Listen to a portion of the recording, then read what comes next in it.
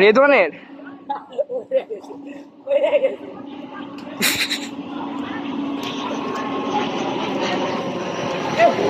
আমাদের মধ্যে এই মুহূর্তে আমাদের যে রেদওয়ান আমাদের বিচ্ছা দেখা দিচ্ছে আজকের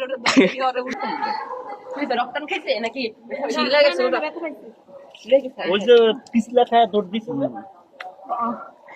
দোষ লইছি এটা দৌড়াদৌড়ি করলে এরকম ব্যথা লাগবে। পানিতে না পাইলে আরাম লাগবে।